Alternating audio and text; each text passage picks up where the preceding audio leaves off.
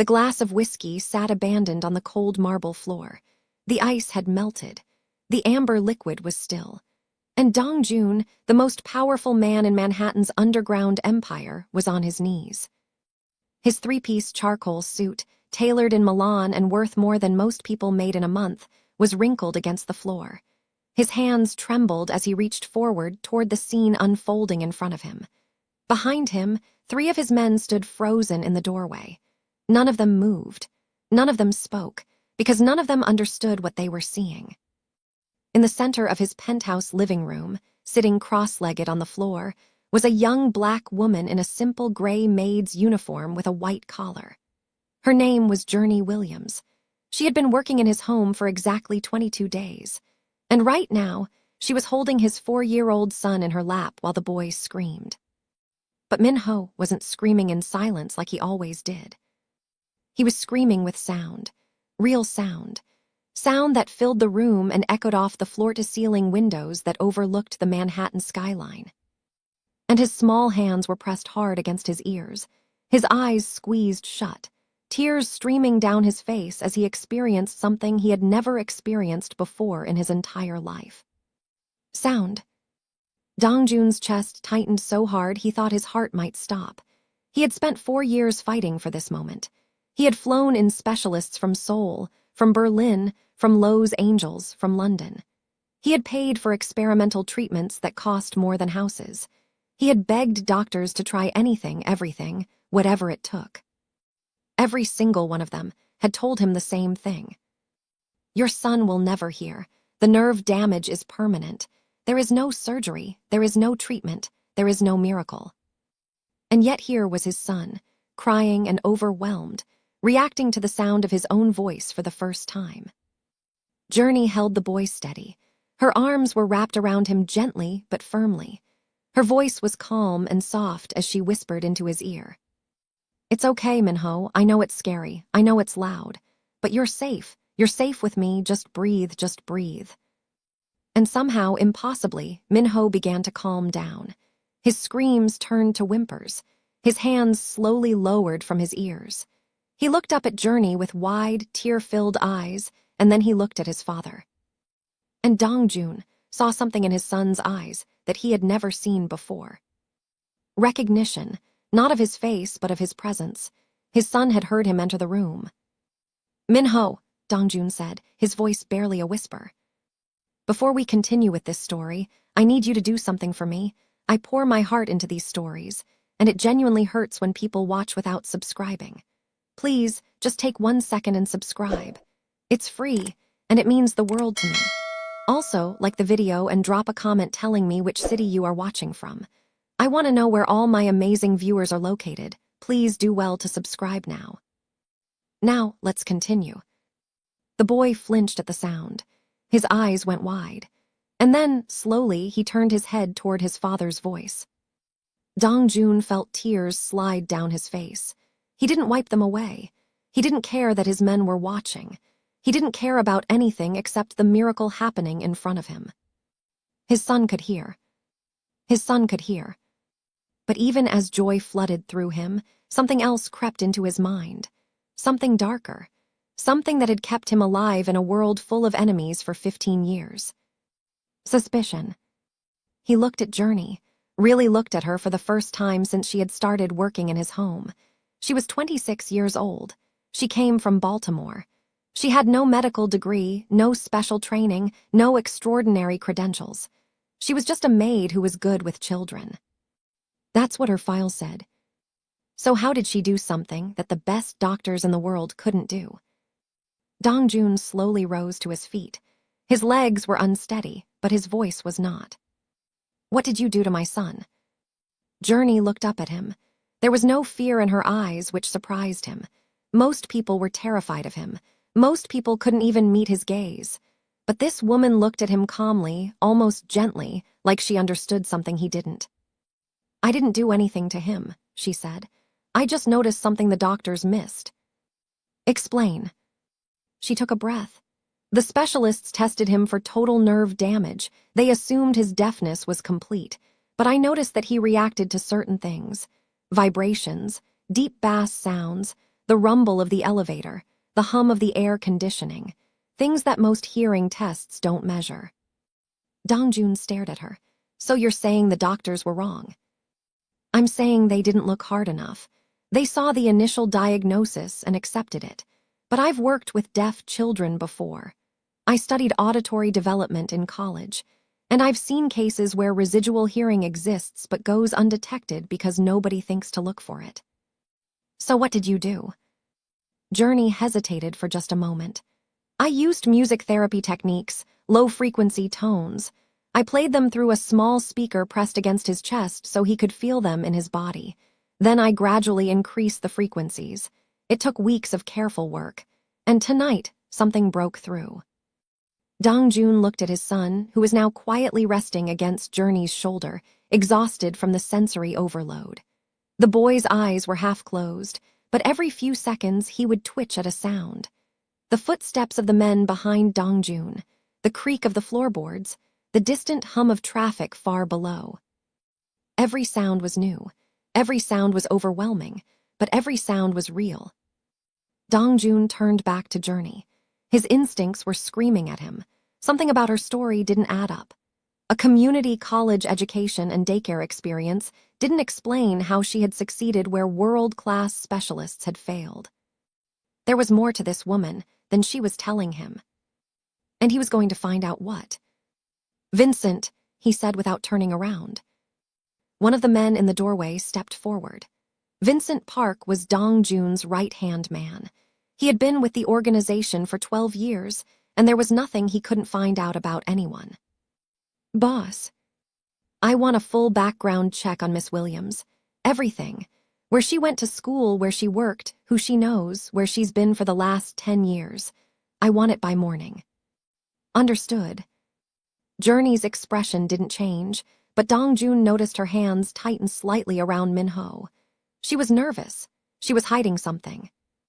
Good, nervous people made mistakes, and whatever she was hiding, he would find it. But right now, in this moment, he couldn't bring himself to feel anything but gratitude. His son could hear. After 4 years of silence, his son could finally hear his father's voice. Dongjun knelt back down on the floor. He moved slowly, carefully, not wanting to startle Minho with sudden movements. When he was close enough, he reached out and gently touched his son's cheek. "Minho," he said softly, "can you hear me?" The boy's eyes opened. He looked at his father, confusion and wonder mixing on his small face. And then, slowly, he nodded. Dongjun closed his eyes and let out a breath he felt like he had been holding for 4 years. Dongjun stayed with his son for the next hour, sitting on the floor beside Journey as Minho slowly adjusted to the world of sound. Every few minutes, the boy would flinch or whimper as a new sound reached his ears. The clink of ice in a glass, the closing of a door, the low murmur of the men talking in the hallway. But each time, Journey was there to soothe him. She would whisper calming words, stroke his hair, help him understand that the sounds weren't dangerous. And Minho would relax against her, trusting her in a way that he had never trusted anyone except his father. It made Dongjun feel something complicated. Jealousy, maybe, or perhaps just sadness. For 4 years, he had been the only one Minho truly connected with. They had developed their own language of gestures and expressions, a private world where sound didn't matter. Now that world was changing, and Journey was the one leading his son into this new reality. Finally, Minho fell asleep from exhaustion. Dongjun carefully lifted him from Journey's lap and carried him to his bedroom, tucking him into bed with gentle hands that seemed impossible for a man of his reputation. When he returned to the living room, Journey was still sitting on the floor. She looked tired, but she didn't move. "You should get some rest," Dongjun said. "I'm fine." That wasn't a suggestion. She looked up at him. There was something defiant in her gaze. Something that reminded him of people who had survived things that should have broken them. "What's going to happen tomorrow?" she asked. "After your background check comes back." "That depends on what we find. And if you find something you don't like." Dongjun studied her for a long moment. "Then we'll have a conversation." Journey nodded slowly. She rose to her feet, straightening her uniform. "I should tell you something." "Go ahead." "I'm not here to cause trouble. I'm not here to steal from you or spy on you or whatever else you might be thinking. I took this job because I needed work and your household needed help. That's it." "Then you have nothing to worry about." She held his gaze for another moment, then looked away. "I hope that's true." She walked toward the staff quarters at the back of the penthouse. Dongjun watched her go, his mind racing with questions. Who was Journey Williams? What was she running from? And why did he feel like her arrival in his life was about to change everything? He picked up the abandoned glass of whiskey from the floor and took a long sip. The ice had completely melted, watering down the expensive bourbon. He didn't care. He walked to the window and looked out at the Manhattan skyline, the city lights glittering like a million stars. Somewhere out there, his enemies were plotting. His rivals were scheming. The FBI was probably building another case against him. The world outside this penthouse was dangerous and unforgiving. But tonight, none of that mattered. Tonight, his son had heard his voice for the first time. And the woman who made it possible was sleeping just down the hall. Dongjun finished his drink and set the glass down. Tomorrow, Vincent would have answers. Tomorrow, he would know the truth about Journey Williams. But tonight, he would let himself feel something he hadn't felt in years. Hope. Please do well to subscribe if you haven't done so, like the video, comment where you're watching from as well. Thank you. Morning came too quickly. Dongjun had barely slept. He kept going to Minho's room every few hours, watching his son sleep, listening to the boy breathe. Twice, Minho had woken up crying, overwhelmed by sounds that penetrated even his dreams. Both times, Journey had appeared from her quarters to help calm him down. She had a gift with the boy. There was no denying it. By 7 in the morning, Vincent arrived with a thick folder. Dongjun was sitting in his home office, a cup of black coffee in his hand, when his right-hand man walked in. "Tell me," Dongjun said. Vincent sat down across from him and opened the folder. Journey Elise Williams, born in Baltimore, Maryland, 26 years old. Mother deceased, died when she was 15. Father unknown. Grew up in foster care until she aged out of the system at 18. Go on. She attended Baltimore City Community College, studied child development, worked at various daycares and private homes for the past 8 years. No criminal record, no debt, no flags. Dongjun raised an eyebrow. That's it, nothing else. Vincent hesitated. There's one thing. What? From 2019 to 2021, she was employed at Johns Hopkins Medical Center. Not as a nurse or a doctor, but as a research assistant in their audiology department. She worked under a Dr. Franklin Mayers on something called the Neural Auditory Restoration Project. Dongjun leaned forward. What was the project? Experimental treatments for hearing loss. Cutting-edge stuff. They were trying to develop a way to restore hearing in patients with nerve damage, the kind of damage that conventional medicine says is permanent. Dongjun felt a chill run down his spine. And what happened to this project? It was shut down in late 2021. Funding pulled. All research confiscated. No public explanation. What about Dr. Mayers? Vincent's expression darkened. Found dead in his home 2 weeks after the project was shut down. Official cause of death was suicide, but there were rumors. What kind of rumors? That it wasn't suicide. That he was killed because he refused to sell his research to a pharmaceutical company. That someone wanted what he had and was willing to kill for it. Dongjun sat back in his chair, his mind racing. Journey Williams wasn't just a maid who was good with children. She had worked on a project that dealt specifically with the kind of hearing loss his son had. And the man who led that project was dead under suspicious circumstances. Is she in danger? Dongjun asked. Possibly. If Mayers was killed for his research and she was his assistant, she might know things that certain people want kept quiet, or things they want for themselves. Find out who wanted Mayers' research. Find out who shut down the project. I want names. Understood. Vincent left, and Dongjun sat alone with his thoughts.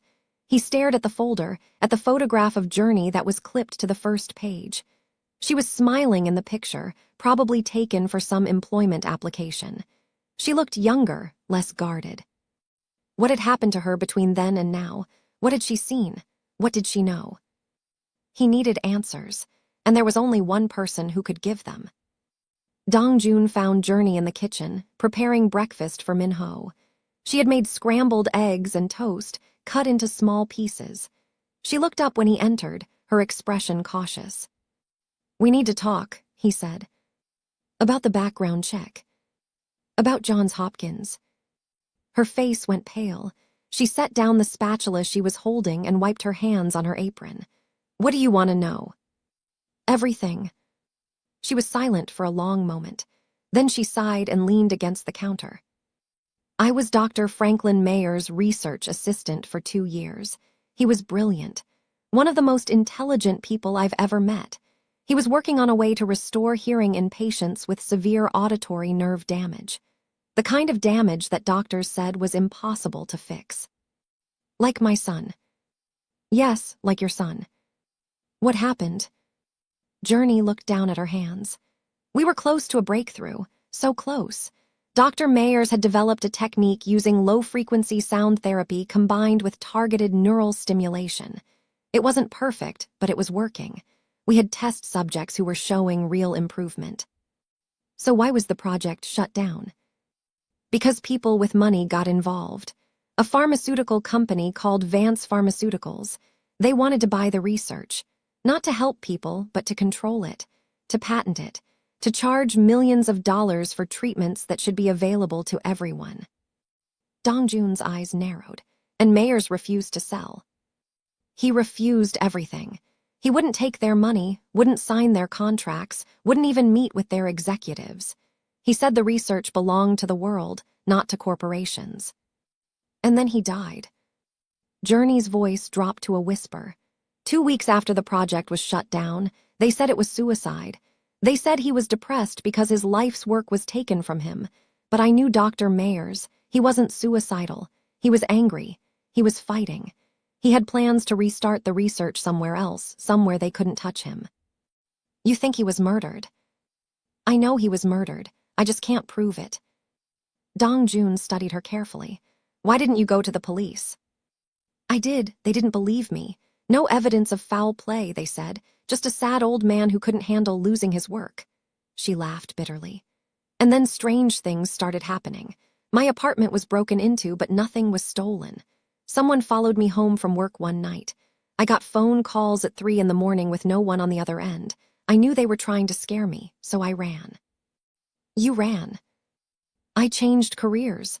Took jobs as a maid, a nanny, anything that didn't require a background check that would flag my connection to Johns Hopkins. I moved around. Different cities, different states.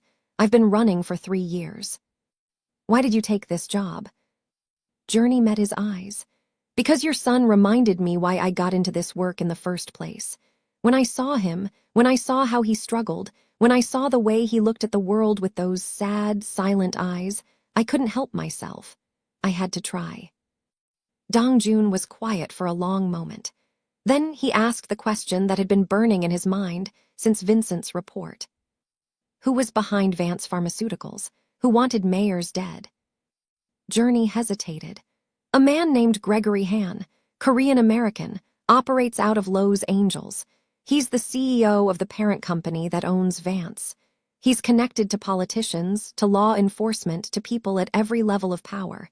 He's untouchable." "No one is untouchable." She looked at him, really looked at him, and for the first time. Dongjun saw a flicker of something in her eyes. Not hope exactly, but something close to it.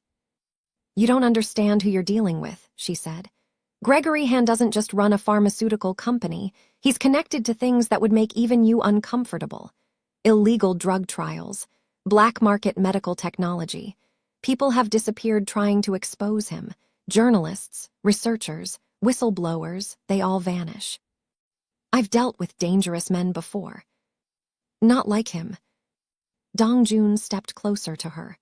"Let me make something clear, Miss Williams. You saved my son. You gave him something that no amount of money could buy. Whatever debt I might owe you, I take that seriously. If this Gregory Han is a threat to you, then he's now a threat to me, and I don't tolerate threats." Journey shook her head. "You don't have to do that. You don't owe me anything. I'll leave if you want. I'll disappear again. I've done it before." "And what about Minho?" She stopped. Her eyes went to the doorway, where they could hear the soft sounds of the little boy waking up in his room. She had heard those sounds before anyone else because she had been listening for them. "He still needs help," she said quietly. "His hearing isn't fully restored. It's going to take months of therapy, maybe years, to help him adjust. If I leave now." "Then don't leave." She looked at him with surprise. Dongjun's expression was unreadable. "Stay, help my son, and let me handle Gregory Han." "Why would you do that for me?" He didn't answer. Instead, he turned and walked toward the doorway. But before he left, he paused and looked back at her. "Because some things are worth fighting for." And then he was gone, leaving Journey standing alone in the kitchen with her heart pounding and her mind racing. She had spent 3 years running from the shadows of her past. But maybe, just maybe, she had finally found someone who wasn't afraid of the dark. The days that followed were strange and tense. Dongjun had assigned 2 of his men to watch Journey at all times. They kept their distance, trying to be discreet, but she always knew they were there. Shadows in doorways, footsteps behind her in the hallways, eyes watching her every move. It should have made her uncomfortable, but instead, it made her feel something she hadn't felt in a long time. Safe. She focused on Minho. The boy was making remarkable progress. Every day, his brain was adapting to the new world of sound. He was learning to identify voices, to respond to his name, to understand simple words. It was exhausting work, both for him and for her, but every small victory felt like a miracle. Dongjun watched from a distance. He came home every evening, no matter how busy his day was, to spend time with his son. Journey noticed how different he was with Minho. The cold, calculating businessman disappeared, replaced by a patient, loving father who would sit on the floor for hours, helping his son practice new sounds. One evening, about a week after the night Minho first heard, Journey was sitting with the boy in the living room. They were playing a game where she would make sounds with different objects: a bell, a drum, a squeaky toy, and Minho would try to identify them with his eyes closed. Dongjun came in quietly and sat on the couch, watching them. Minho was so focused on the game that he didn't notice his father at first. When he finally heard Dongjun's footsteps, he turned around with a huge smile on his face. "Appa," he said, the word still clumsy and loud but unmistakably clear. Dongjun's breath caught in his throat. It was the first time his son had ever called him that. The first time he had ever heard his son say the Korean word for father. He dropped to his knees and pulled Minho into his arms, holding him tight. Over the boy's shoulder, his eyes met Journey's. There were tears in his eyes, tears he didn't bother to hide. "Thank you," he mouthed silently. Journey nodded, her own eyes glistening. "He worked hard for this," she said. "He's a fighter just like his father." Later that night, after Minho was asleep, Dongjun found Journey on the balcony. She was standing at the railing, looking out at the city lights. The wind was cool, carrying the distant sounds of traffic and sirens. "You should get some rest," he said, walking up beside her. "I could say the same to you." He smiled slightly. "I don't sleep much." "Neither do I, not anymore." They stood in silence for a moment, 2 people with too many ghosts to find peace in the night. "Tell me more about Dr. Mayers," Dongjun said finally. "What was he like?" Journey's expression softened. "He was like a grandfather to me, the kindest man I ever knew. He took a chance on me when no one else would. I was just a kid from the foster system with a community college degree, and he saw something in me. He said I had the gift of observation, that I noticed things other people missed." He was right. She glanced at him. "Maybe, or maybe I just got lucky with your son." "It wasn't luck. You saw what experts couldn't see. You believed when everyone else had given up." Journey was quiet for a moment. Then she asked, What happened to Minho's mother? Dongjun's expression tightened. She died giving birth to him. I'm sorry. Her name was Soo Yeon. We grew up together in Seoul. She was the only woman I ever loved. He paused. When she died, I blamed myself. I blamed myself for bringing her into this life, for making her a target, for not being able to protect her. How did she become a target? Complications during the birth. The doctors said it was a rare condition, something that couldn't have been predicted. But there were people who said it wasn't natural. People who suggested that someone had tampered with her medical care. Journey felt a chill run through her. Who would do that? I had enemies even then, men who wanted to weaken me by striking at my family. I investigated for years, but I never found proof. He looked out at the city. And then Minho was born deaf, and the doctors told me it was because of the trauma of the birth, another reminder of what I couldn't protect. That's not your fault. I know, but knowing something and feeling it are different things. Journey understood. She had her own guilt, her own failures that haunted her in the dark hours of the night. Dr. Mayers used to say that guilt is just love with nowhere to go, she said softly.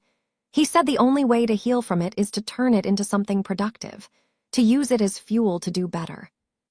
Dongjun looked at her. In the moonlight, her features were soft, her eyes deep and thoughtful. She was beautiful, he realized. Not in the flashy, artificial way that he was used to seeing in his world, but in a quieter, more genuine way.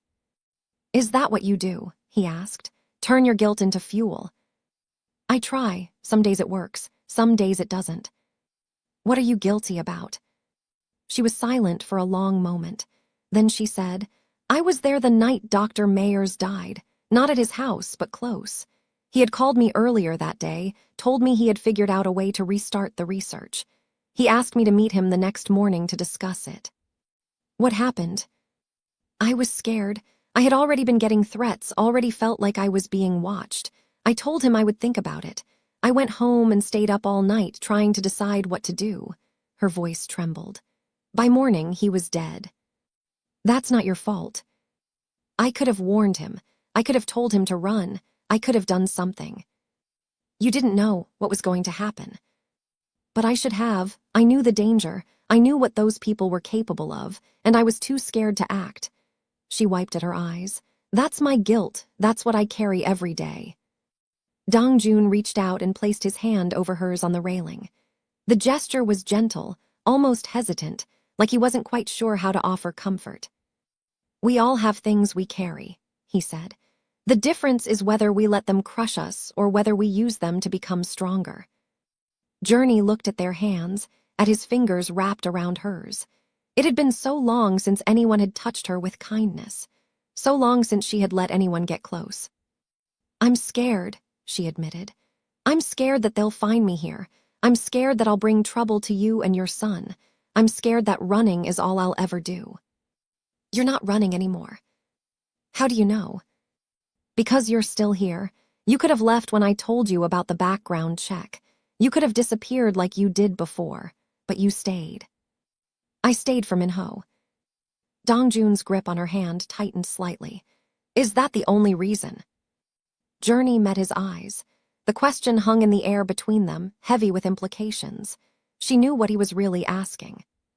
She knew what she should say, what the smart, safe answer would be. But she was tired of being smart, tired of being safe, tired of running from everything, including her own heart. No, she said quietly, it's not the only reason. Dongjun stepped closer. They were inches apart now, close enough that she could feel the warmth of his body, smell the subtle scent of his cologne. His eyes searched hers, looking for permission, for resistance, for anything that would tell him what to do next. And then his phone rang. The moment shattered. He pulled back, reaching for the device in his pocket. When he saw the caller ID, his expression darkened. What is it? Journey asked. Trouble. He answered the call, listened for a moment, then hung up without saying a word. When he turned back to Journey, the warmth in his eyes was gone, replaced by cold steel. What happened? Someone came to the agency that placed you here, a man with a photograph. He was asking questions about where you went. Journey's blood turned to ice. They found me. Not yet, but they're looking. I have to leave. I have to go before they. You're not going anywhere. Dongjun's voice was firm, commanding. I told you if they're a threat to you, they're a threat to me, and I don't run from threats, I eliminate them. You don't understand what these people are capable of. Then help me understand. Help me fight them, because running hasn't worked for you so far, has it? Journey opened her mouth to argue, but the words died on her lips. He was right. 3 years of running and they had still found her. Maybe it was time to stop running. Maybe it was time to fight. The next morning, Dongjun made an announcement that shocked his entire organization. He gathered his senior lieutenants in the conference room of his Manhattan office, a sleek space with floor-to-ceiling windows overlooking Wall Street. Vincent was there, along with 6 other men who controlled various aspects of the Kwon Syndicate's operations. The woman living in my penthouse is now under my direct protection, Dongjun said, his voice leaving no room for argument. 2 guards are assigned to her at all times. Any threat to her is a threat to me. Anyone who touches her answers to me personally. The room was silent for a moment. Then one of the lieutenants, an older man named Park Sung-ho, who had been with the organization since Dongjun's father ran things, spoke up. With respect, sir, who is this woman? Why is she so important? She saved my son's life. Your son, Min-ho. The doctors said he would never hear. She proved them wrong. That's all you need to know. Park Sung-ho nodded slowly. And these threats you mentioned, who are they? A man named Gregory Han. He operates out of Lowe's Angels. He runs a company called Vance Pharmaceuticals. Han, one of the younger lieutenants, a man named Kim Jae-hoon, leaned forward. I've heard of him. He has ties to the West Coast families, serious connections. Then you understand the stakes. Sir, if I may, Kim Jae-hoon hesitated. Going to war with Han over a maid seems unwise. He has resources, political protection, connections in law enforcement. Dongjun's eyes went cold. Did you just question my judgment? No, sir. I'm just trying to understand. Let me make this simple for you. Dongjun's voice dropped to a dangerous whisper. My son spent 4 years in silence because every doctor in the world said there was no hope. This woman gave him hope. She gave him a future. If I have to burn down half the underworld to keep her safe, I will do it without hesitation.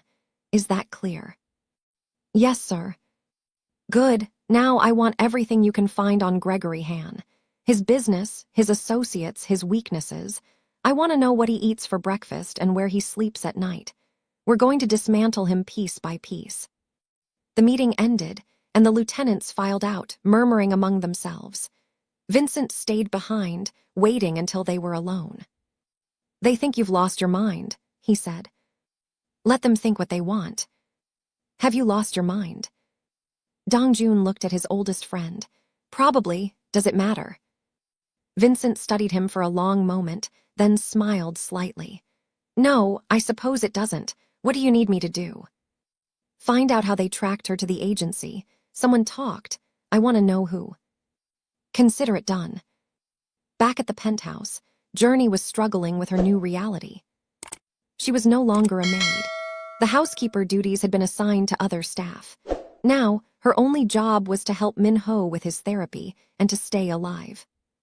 The 2 guards assigned to her were professional and unobtrusive. They kept their distance, watching doorways and windows, escorting her whenever she left the penthouse. It felt like being in prison, except the prison had marble floors and a view of Central Park. Min-ho was the one thing that kept her grounded. The boy's progress continued to amaze her. Every day, he learned new words, new sounds, new ways of interacting with the world. His personality was emerging now that he could communicate, a mix of his father's intensity and something sweeter, more playful. He had started calling her Nuna, the Korean word for an older sister, and the first time he said it, she had burst into tears. One afternoon, about 2 weeks after Dongjun's announcement, Journey was sitting with Min-ho in the living room. They were practicing words again, going through flashcards with pictures and sounds. The boy was getting better at pronunciation, though some sounds were still difficult for him. "Dog," Journey said, holding up a card with a picture of a puppy. "Dog," Minho repeated, his pronunciation almost perfect. "Good job. What sound does a dog make?" "Woof woof." Journey laughed and clapped her hands. "That's right, you're so smart." Minho beamed with pride. Then he looked toward the doorway, his expression changing. "Appa." Journey turned to see Dongjun standing in the entrance. He was dressed in a dark suit, as always, but there was something different about his expression, something softer. "Don't let me interrupt," he said, walking over to sit beside them on the floor. "We're practicing animal sounds," Journey explained. "Can I join?" Minho's eyes lit up. "Appa, play." For the next hour, the three of them sat on the floor together, going through flashcards and making silly animal sounds. Dongjun made a terrible cow impression that sent Minho into fits of giggles. Journey couldn't help but laugh too, seeing this powerful, dangerous man mooing on the floor of his own penthouse. When they were done, Minho was tired. He crawled into his father's lap and closed his eyes, falling asleep almost instantly. Dongjun held him gently, stroking his hair. "He loves you," he said quietly. "I love him too." "It's more than that. He trusts you. He feels safe with you." Journey looked at the sleeping boy. "He's easy to love." "You said that before." "It's still true." Dongjun was quiet for a moment. Then he said, "Vincent found out how they tracked you." Journey's heart sank. "How?" "The employment agency keeps digital records. Someone hacked their system and searched for your name. It was a professional job, not something an amateur could do. So they knew I was using the agency to find work. They've probably been monitoring every major employment service in the country, waiting for your name to pop up. You were careful, but not careful enough." Journey felt sick. 3 years of running, of hiding, of changing jobs and cities and lives, and they had still found her. "What do we do now?" "We go on the offensive. I've already started hitting hands operations. Small strikes, nothing too dramatic, but enough to get his attention." "And then what?" "And then we draw him out, make him make a mistake, and when he does, we destroy him." Journey shook her head. "You make it sound so simple."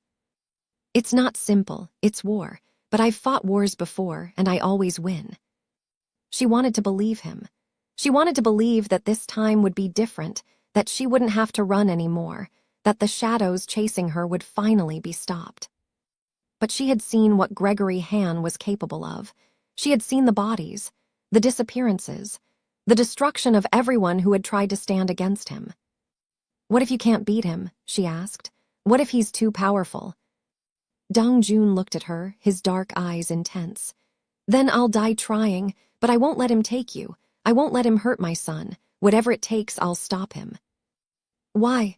Why do you care so much about what happens to me?" He didn't answer right away. Instead, he looked down at his sleeping son, at the peaceful expression on the boy's face. "Because my son hears my voice now," he said finally. "Because when I come home, he runs to me and calls me Appa. Because for the first time in 4 years, I have hope that his life will be more than silence and isolation.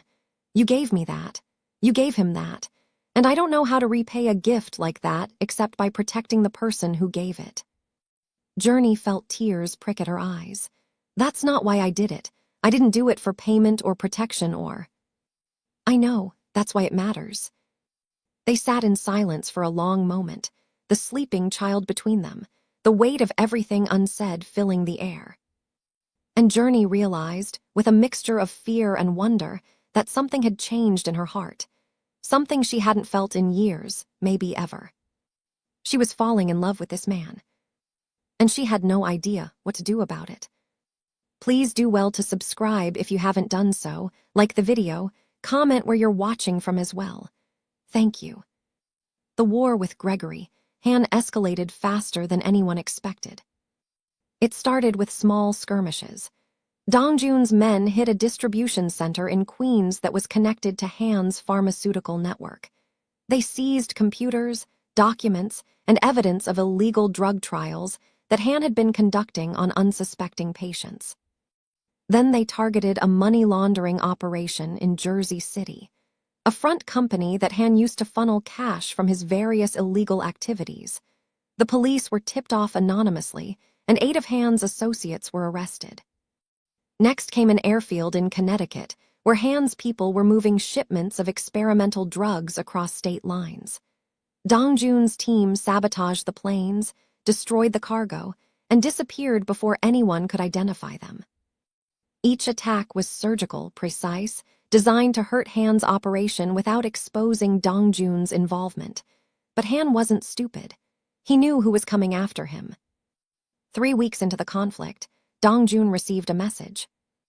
It came in the form of a package delivered to his office in Manhattan. Inside was a photograph, a surveillance shot of Journey walking with Min-ho in Central Park, taken the day before. They were holding hands, the boy laughing at something she had said. A note was attached. "She belongs to us. Return her or suffer consequences." Dong Jun burned the note, but the message was clear. Han knew exactly where Journey was, and he was watching. That night, Dong Jun increased security at the penthouse. More guards, more cameras, reinforced doors and windows. He moved Min-ho and Journey to an interior room with no exterior windows, a fortress within a fortress. Journey was terrified, but she refused to show it. She kept working with Min-ho, kept maintaining their routine, kept pretending that everything was normal. But nothing was normal, and they both knew it. "Tell me about Gregory Han," Dong Jun said one evening. They were in his office, looking over files that Vincent had compiled. "Everything you know about him personally." Journey thought for a moment. "I only met him once, at a fundraiser Dr. Mayers took me to. He was charming, polished, the kind of man who makes everyone in the room feel like he's their best friend. But his eyes were dead, cold, like a shark. Dr. Mayers warned me to stay away from him. He said Han was the most dangerous man in any room because he made people forget that he was dangerous." Dong Jun nodded slowly. "What does he really want?" "Control." Dr. Mayer's research wasn't just about restoring hearing. It was about neural manipulation. The techniques we developed could theoretically be used to influence brain function in other ways. Memory, cognition, maybe even behavior. Mind control. Nothing that dramatic, but the potential was there, and Han saw it. He wanted to weaponize the research, sell it to governments, to corporations, to anyone who would pay. And Dr. Mayers refused. He said the technology could help millions of people, but only if it was used responsibly. He wanted it to be open source, available to researchers everywhere. Han wanted it locked up, patented, controlled. So he killed him. Journey nodded. "And he's been looking for me ever since, because I'm the only one left who knows how the research works. The files were destroyed, the equipment was seized, but the knowledge is still in my head." Dong Jun studied her. "Can you recreate it, the research?" "Maybe, with time and resources, but I won't. Not for him, not for anyone who would misuse it." "What if you recreated it for someone else? Someone who would use it properly?" Journey looked at him with surprise. "What are you suggesting?" "I'm suggesting that Han isn't the only one with resources. There are legitimate research institutions, universities, organizations that would kill for what you know. What if we got you connected with them? What if you could continue Dr. Mayer's work, but safely?" I never thought about that." "Think about it now. Because if Han wants you for your knowledge, the best defense might be making that knowledge public. Share it with the world before he can control it." Journey was quiet for a long moment. It was a radical idea, completely different from everything she had been doing for 3 years. Instead of hiding, she would step into the light. Instead of running, she would fight back with the one weapon she had. Her mind. "I'll think about it," she said finally. "But first, we have to survive." "We'll survive, I promise you that." She wanted to believe him. God, she wanted to believe him so badly. But she had learned the hard way that promises were just words, and words couldn't stop bullets. The first major casualty came on a Thursday. Dongjun's warehouse in Brooklyn, a legitimate storage facility that also served as a front for moving goods, was attacked in the middle of the night. A team of armed men stormed the building, overwhelmed the guards, and killed 3 of Dongjun's men before setting the place on fire. By the time the police and fire department arrived, the building was destroyed and the attackers were gone. The message was clear. Han was done playing games. Dongjun responded with overwhelming force. Over the next 48 hours, he hit 6 of Han's operations across 3 states. A distribution center in Philadelphia, a nightclub in Atlantic City that served as a meeting point for Han's associates, a private estate in Long Island where Han's second-in-command was staying. The estate attack was the most dramatic. Dongjun's men went in hard and fast, neutralizing security and capturing Han's second-in-command, a man named Richard Cho. They extracted him to a location in Staten Island for questioning. Cho broke within hours. He gave up names, locations, schedules, everything Dongjun needed to continue dismantling Han's operation. But he also revealed something more disturbing. Han wasn't just after Journey for her knowledge. He was personally obsessed with her. She humiliated him, Cho explained, his face bloody and swollen. At that fundraiser 3 years ago, he tried to charm her and she shut him down in front of everyone, made him look like a fool. Gregory doesn't forget things like that. This isn't just business for him, it's personal. Dongjun felt a cold fury building in his chest. Han wasn't just a threat to Journey's life. He was a threat to everything, and personal vendettas made people irrational, unpredictable, dangerous. What's his plan? Dongjun demanded. I don't know the details, but I know he wants her alive. He wants to break her, make her recreate the research, and then make her suffer for embarrassing him. Dongjun leaned close to Cho's face. If anything happens to her, I will personally feed you to the Hudson River piece by piece. Do you understand? Cho nodded frantically. Dongjun left Vincent to continue the interrogation and returned to Manhattan. He needed to see Journey. He needed to know she was safe. When he arrived at the penthouse, he found her in Minho's room, reading the boy a bedtime story. The scene was so peaceful, so normal, that it almost made him forget the war raging outside these walls. He stood in the doorway and watched them. Minho was snuggled against Journey's side, his eyes half closed as she read about a brave little rabbit who outsmarted a cunning fox. Her voice was soft and musical, bringing the story to life. When the story was done, Minho was asleep. Journey tucked him in, kissed his forehead, and quietly left the room. She stopped when she saw Dongjun in the doorway. How long have you been standing there? Long enough. She looked at his face, at the tension in his jaw and the darkness in his eyes. What happened? We captured Han's second-in-command. He talked. And? Han is obsessed with you. This isn't just about the research. It's about revenge, about control. Journey's face went pale. What does that mean? It means we can't just wait for him to make a move. We have to end this, soon. She wrapped her arms around herself, suddenly cold. How? I'm working on it, but I need you to trust me. I do trust you. Really, even knowing what I am, what I've done. Journey met his eyes. I know who you are, Dongjun. I've seen the news. I've heard the rumors. I know you're not a saint. Far from it. But I've also seen you with your son.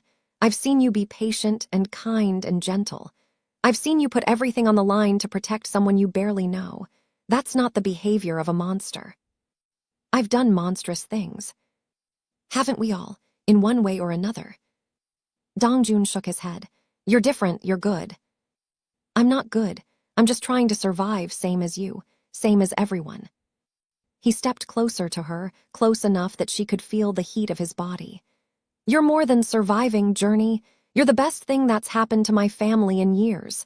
Minho adores you. He's happier than he's ever been. And I. He stopped, uncertain. You what? He reached out and tucked a strand of hair behind her ear. The gesture was intimate, tender.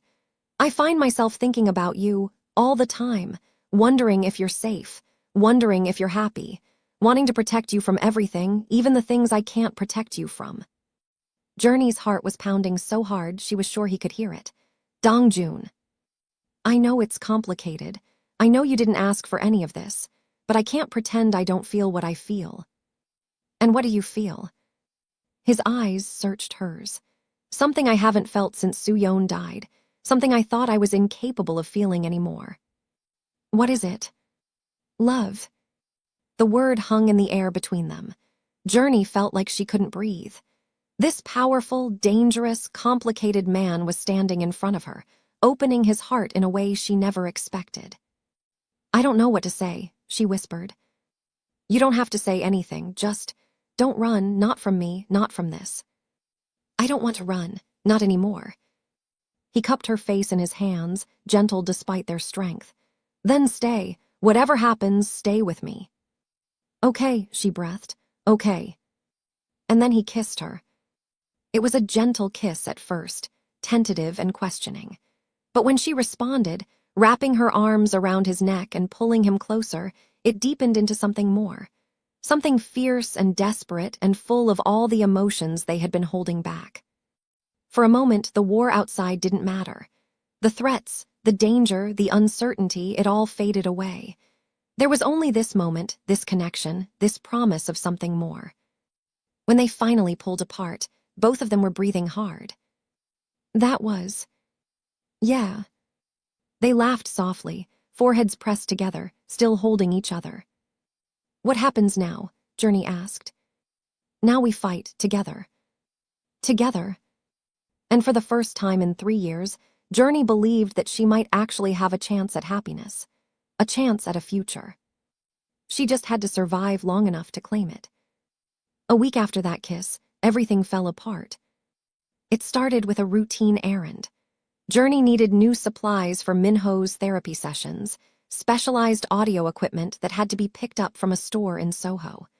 Normally, she would have ordered everything online, but the order had been delayed, and Minho was making such good progress that she didn't want to stop the momentum. She went with her 2 guards, staying close to them as they navigated the crowded streets. It was a sunny afternoon, and the city was bustling with tourists and shoppers. Everything seemed normal. But nothing was normal. The attack came quickly. A van pulled up beside them as they were leaving the store. The side door slid open, and men with guns spilled out. Before anyone could react, Journey's guards were down, tranquilizer darts in their necks. She tried to run, but strong arms grabbed her from behind. A cloth was pressed over her nose and mouth, sweet-smelling and suffocating. She struggled, kicked, screamed, but the drug was already taking effect. The last thing she saw before losing consciousness was a man stepping out of the van. He was Asian, well-dressed, handsome in a cold, calculating way. Gregory Hand smiled at her. "Hello, Journey," he said. "We finally meet again." And then everything went black.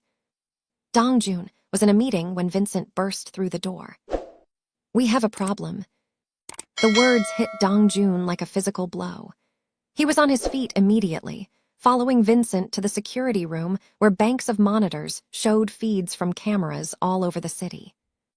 Vincent pulled up footage from Soho. The attack was captured on a street camera. Journey struggling, being dragged into a van, the vehicle speeding away. When? 20 minutes ago. Status of the guards. Alive but unconscious. Tranquilizer darts. They won't remember anything useful. Dongjun felt a roar of rage building in his chest, but he pushed it down. Rage wouldn't help now. He needed to think. How did they know where she would be? The store order. Someone in the organization knew she was going there today. A traitor. Has to be. The order was only placed 2 days ago. Very few people knew about it. Dongjun's mind raced through possibilities. Who had access to that information? Who could have passed it to Han? And then it hit him. "Stephen Cho," he said. Vincent looked surprised. "The accountant. He's been with us for 8 years." Pull his file, check his communications, check everything. It didn't take long. Within an hour, they had proof. Stephen Cho had been receiving payments from a shell company connected to Gregory Han. He had been feeding information for months, waiting for the right opportunity. Dong-jun felt betrayed and furious and sick all at once. He had trusted Stephen, had known his family, had been to his home for dinner. When Stephen was brought before him, the man was shaking with fear. "Please," he begged. "I didn't have a choice. Han threatened my daughters. He said he would hurt them if I didn't cooperate. So you sold us out." "I had no choice." Dong-jun stared at him with cold eyes. "There's always a choice." "Please, my daughters are innocent. Whatever you do to me, don't hurt them." Dong-jun was silent for a long moment. Then he said, "Where did they take her?" "I don't know. I swear I don't know. I was just supposed to report her location. That's all." "Who's your contact with Han?" Stephen gave a name, an address, everything he knew about the operation. Dong-jun listened in silence. When Stephen was done, he made a decision that surprised everyone in the room, including himself. "Get him out of here, him and his family. I want them on a plane to Korea tonight. If I ever see his face again, I'll kill him, but not today." Vincent looked shocked. "Boss, he betrayed us because Han threatened his children. I can't condemn a man for protecting his family, but he's dead to us now. Get him out of my sight." As Stephen was dragged away, sobbing with relief, Dong-jun turned back to the monitors. Han had journey. Every minute counted. "Track that van," he ordered. "Find every camera, every toll booth, every traffic light between Soho and wherever they're going. I want a location within the hour." "And then what?" Dong-jun's eyes were hard as steel. "And then I'm going to get her back, and I'm going to kill everyone who took her." Please do well to subscribe if you haven't done so, like the video, comment where you're watching from as well. Thank you. The trail led to Long Island City. Dong-jun's team tracked the van through a maze of security cameras, toll booths, and traffic lights. It ended at an abandoned warehouse near the waterfront, a massive brick building that had once been a factory. Intelligence suggested that Han was using the location as a temporary holding site before moving Journey to a more secure facility. They had a narrow window. Dong-jun assembled a team of his best men. Vincent would lead the assault. Dong-jun himself would go in directly, despite everyone's objections. "It's too dangerous," Vincent argued. "If something happens to you." "If something happens to me, you take over the organization. But I'm not sending other men to rescue the woman I love while I sit back and watch." Vincent had no response to that. The assault was planned for midnight. Dong-jun's team would approach from 3 directions, cutting off all exits. Vincent would disable any vehicles on site, and Dong-jun would lead the direct assault on the main building. At 11:55 p.m., they moved into position. At midnight, they attacked. The initial breach was brutal and efficient. Dong-jun's men came through the windows and doors simultaneously, overwhelming Han's guards before they could organize a defense. Gunfire echoed through the building. Bodies fell. Dong-jun moved through the chaos with lethal focus. Every enemy who crossed his path was dealt with quickly and permanently. He wasn't thinking about mercy. He wasn't thinking about consequences. He was only thinking about one thing. Journey. He found her in a back room on the 2nd floor. She was tied to a chair, gagged, her face bruised from where someone had hit her. Her eyes went wide when she saw him burst through the door. But she wasn't alone. Gregory Han stood behind her, a gun pressed to her temple. "Stop right there," Han said, his voice calm despite the chaos around them. Dong-jun froze, his own weapon raised. "Let her go." "Or what? You'll shoot me. You might hit her." "I won't miss." "Maybe, but are you willing to take that chance?" Dong-jun's mind raced. Han was using Journey as a shield. There was no clean shot, no way to guarantee her safety. "What do you want?" Dong-jun asked, buying time. "What I've always wanted. The woman, her knowledge, everything that Dr. Mayers discovered. She doesn't know how to recreate the research. It's gone." Han laughed. "We both know that's not true. She worked with mayors for 2 years. She knows more than she's letting on, and I have ways of making people talk. Touch her again, and I'll burn down everything you've ever built. You're welcome to try, but right now, I'm the one holding all the cards. The standoff stretched for what felt like hours, but was probably only seconds. Dongjun kept his weapon trained on Han, looking for an opening. Behind him, he could hear his men finishing off the last of Han's guards. And then Journey did something unexpected. She bit down on the gag in her mouth, and with a sudden violent motion, slammed her head backward into Han's face. Han staggered, his grip loosening for just a moment. It was enough. Dongjun fired. The bullet hit Han in the shoulder, spinning him around and causing him to drop his gun. Dongjun was on him in an instant, tackling him to the ground and pinning him with brutal force. You should have stayed in Lowe's Angels, Dongjun said, pressing his gun against Han's forehead. Han looked up at him with hatred in his eyes. You think this is over? You think killing me solves anything? There are others. This is bigger than me. Then I'll kill them too, one by one, until there's no one left who threatens what's mine. Han opened his mouth to respond, but Dongjun didn't give him the chance. He pulled the trigger. The gunshot echoed through the building, and then there was silence. Dongjun stood slowly, the weight of what he had done settling on his shoulders. He turned to Journey, who was watching him with wide eyes. He quickly untied her restraints and removed the gag. Are you hurt? He asked, his voice hoarse. I'm okay, a little bruised, but okay. He pulled her into his arms, holding her tight against his chest. I'm sorry, I'm so sorry. This is my fault. I should have protected you better. It's not your fault. None of this is your fault. I killed him, Han. It was the only way. Journey pulled back slightly, looking into his eyes. I know, I saw. Does that change how you feel about me? She was quiet for a moment. Then she reached up and touched his face. You saved my life. You came for me. That's what matters. I'll always come for you. She kissed him gently, and he held her like he would never let go again. 6 months later, the penthouse was filled with sunlight. Spring had come to Manhattan, bringing blue skies and warm breezes that swept through the city like a blessing. Journey stood on the balcony, looking out at the skyline she had grown to love. So much had changed since that terrible night at the warehouse. So much had healed. Gregory Han's empire had crumbled after his death. The evidence that Dongjun's team had gathered, combined with testimony from his former lieutenants, was enough to bring down the entire network. Vance Pharmaceuticals was dissolved. Several executives were arrested. The FBI, which had been investigating Han for years without success, was grateful enough to look the other way when it came to certain irregularities in Dongjun's own business dealings. It wasn't a perfect ending. The world didn't suddenly become safe or fair, but the immediate threat was gone, and that was enough. Dongjun had made changes to his organization.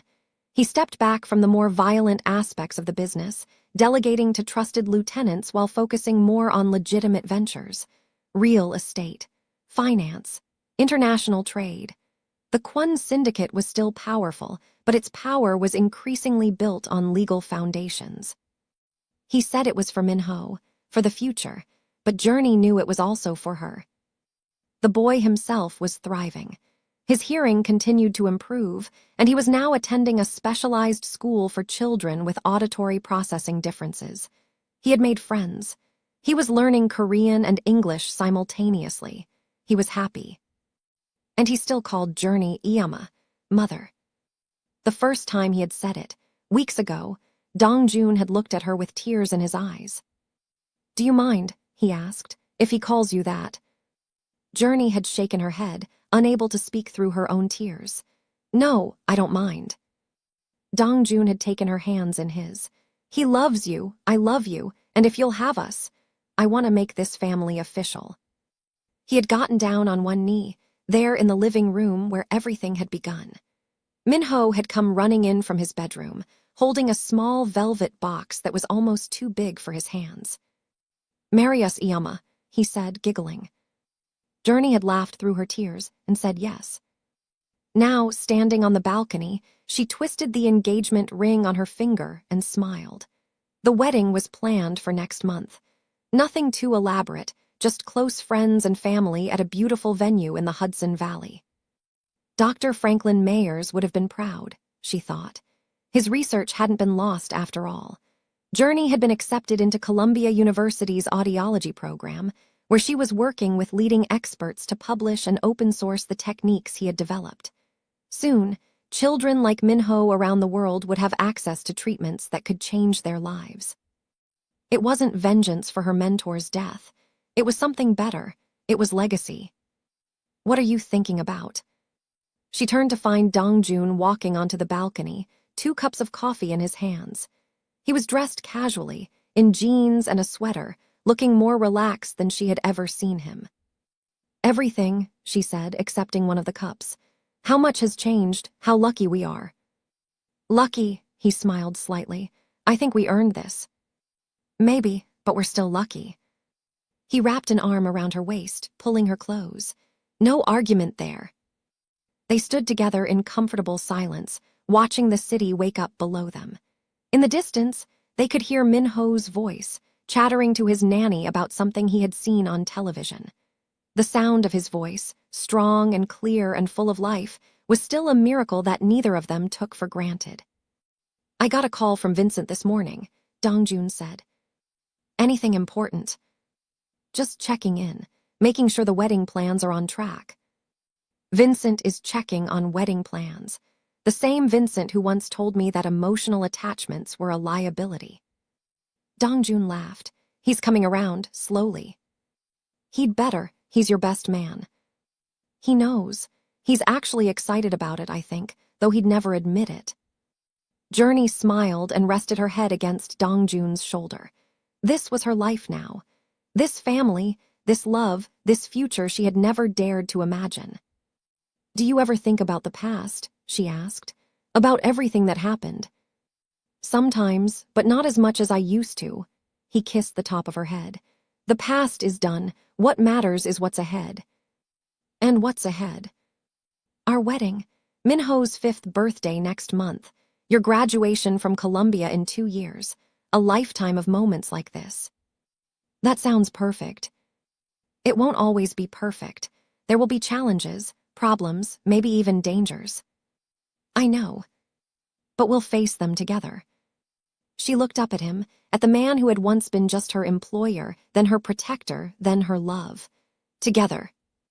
He kissed her, soft and sweet and full of promise. Behind them, they heard the patter of small feet. Minho came running onto the balcony, his face split into a huge smile. "Appa, Iyama, look." He was holding a drawing he had made, a crayon picture of 3 figures standing on a building with the city below them. There were labels above each figure, written in shaky but determined letters. "Appa, Iyama, Minho." At the bottom of the picture, in letters that were bigger and more carefully drawn, was a single word. "Family." Dongjun scooped his son up in his arms, and Journey wrapped her arms around both of them. They stood there, the 3 of them, on the balcony of their home, looking out at the city and the future. The boy, who was never supposed to hear, was laughing at the sound of the wind. The woman who had spent years running had finally found home. And the man who had given up on love had found it again, in the most unexpected place. Some miracles couldn't be explained. But this one had been earned. Thank you for watching to the end. Please remember to click the subscribe button and make sure you like this video, and tell me in the comments where you're watching from. Thank you.